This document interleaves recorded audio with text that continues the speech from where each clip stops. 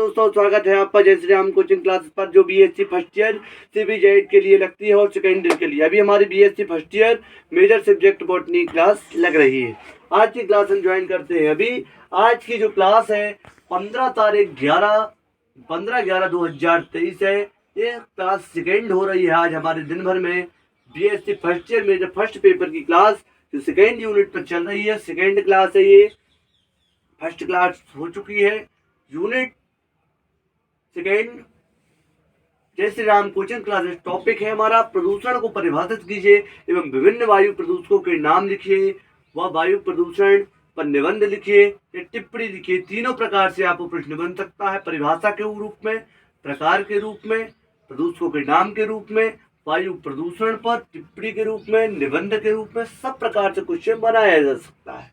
अब हम इसको समझने की कोशिश करेंगे। प्रदूषण पर्यावरण या भूमि, जल और वायु के विभिन्न भौतिक, रासायनिक, जैविक गुणों में होने वाले वे अवांछनीय परिवर्तन जो जैव मंडल को किसी न किसी रूप में दुष्प्रभावित करते हैं, संयुक्त रूप से पर्यावरणीय प्रदूषण या प्रदूषण कहलाते हैं। शहरीकरण, औद्योगिक पीड़कनाशकों, वाहनों तथा पर्यावरण ऊर्जा उपयोग ने पर्यावरण, जल, भूमि, वायु के विभिन्न घटकों को पूरी तरह से प्रभावित करके इसकी संरचना के परिवर्तन कर दिया है। यह प्रदूषण कहलाता है। अब मैं आपको इसको समझाने की कोशिश करता हूँ। पर्यावरण, भूमि, जल, वायु के विभिन्न भौतिक, रासायनिक, जैविक गुणों में होने वाली देखिए, भूमि, जल, वायु में रासायनिक, जैविक गुणों में होने वाले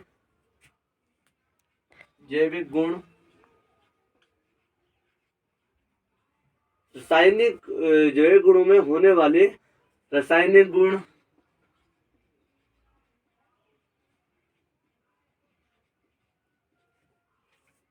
अवांछनीय परिवर्तन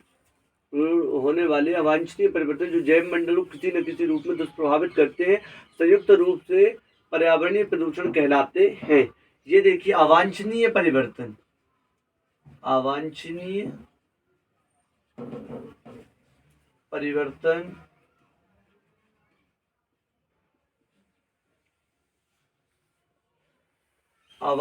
जो परिवर्तन है वो किस किस में होगा? भूमि में, जल में, वायु में, जैविक गुण में और रासायनिक गुण में। अगर आप इसको समझ गए ना तो ये परिभाषा आपसे वैसे भी बन जाएगी। भूमि में कैसे होगा? देखिए, अभी हम खेती करते हैं, ज्यादा पॉल्यूशन के कारण में खेती होना बंद हो जाएगी। जल में बीमारियां पैदा होंगी, ज्यादा उसमें कचरा होगा। वायु में, ऑक्सीजन में हमारी कमी आ जाएगी, जिससे कोरोना जैसी बीमारियां जो है हावी हो जाएंगी। वायु प्रदूषण होगा। जैविक प्रदूषण, जैविक खेती करते हैं जैविक खादों के द्वारा, उसमें भी प्रदूषण होगा, क्योंकि उसमें पॉलीथीन, अन्य प्रकार की प्रदूषक चीजें जो है उसमें मिल जाएंगी, जिससे कारण प्रदूषण होगा। तो जैविक गुण भी हमारे नष्ट होंगे। वांछनीय परिवर्तन, रासायनिक गुण, जो हम रासायनिक खादों का प्रयोग कर रहे हैं लगातार, यूरिया, डीएपी, राखड़, कई प्रकार की खादें, रसायन है जो, उससे हमारी जो जमीन है उसकी उर्वरा जो है, उर्वरा शक्ति नष्ट हो जाएगी। एक समय ऐसा आएगा कि नष्ट हो जाएगी उर्वरा शक्ति जमीन की, और जो उसमें खेती हो रही है वो होना बंद हो जाएगी। ऐसा आएगा समय, अवांछनीय परिवर्तन होंगे। ये सब कारणों की वजह से क्या हो जाएगी? भूमि प्रदूषित हो जाएगी, और जब प्रदूषित हो जाएगी तो जीवन असंभव हो जाएगा।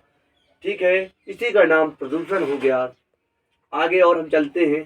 शहरीकरण, औद्योगिकरण, पीड़कनाशकों, वाहनों तथा परमाणु ऊर्जा के उपयोग ने पर्यावरण, जल, भूमि और घटकों के विभिन्न पूरी तरह से प्रभावित करके इसकी संरचना को परिवर्तित कर दिया है। यह प्रदूषण कहलाता है। ठीक है, किस किस कारणों से क्या क्या प्रदूषण हुआ इसके बारे में हम चर्चा करेंगे। ठीक है, शहरीकरण, औद्योगिकीकरण,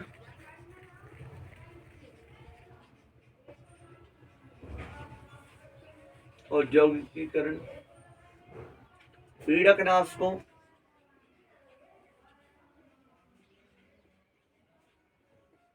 वाहनों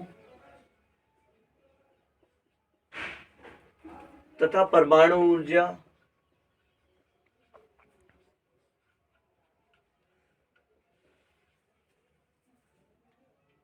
किस किस को प्रभावित किया? प्रभावित क्षेत्र हम देखें,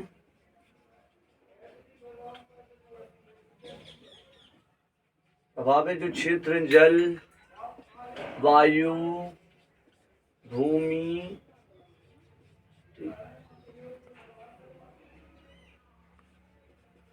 ये हो गए क्या कारण? ठीक है, पूरी तरह से प्रभावित करके संरचना को परिवर्तन किया, प्रदूषण कहलाता है। संरचना, ठीक है, परिवर्तन। चलिए अब हम इस टॉपिक में, कारण क्या है, किस कारण से प्रदूषण का जन्म हुआ, कैसे हमारी मिट्टी की संरचना चेंज हो गई, अब हम समझेंगे। शहरीकरण, शहरों से निकलने वाला जो भी धुआं, जल, नाले, जितना भी जल है सब आके नदियों में मिल रहा है, उससे शहरीकरण प्रदूषण। औद्योगिकीकरण, नदियों के किनारे उद्योग लगे हैं, फैक्ट्रियां लगी हुई हैं, जिससे जो गंदा जल है डायरेक्ट नदियों में छोड़ा जा रहा है बिना फिल्टर किए।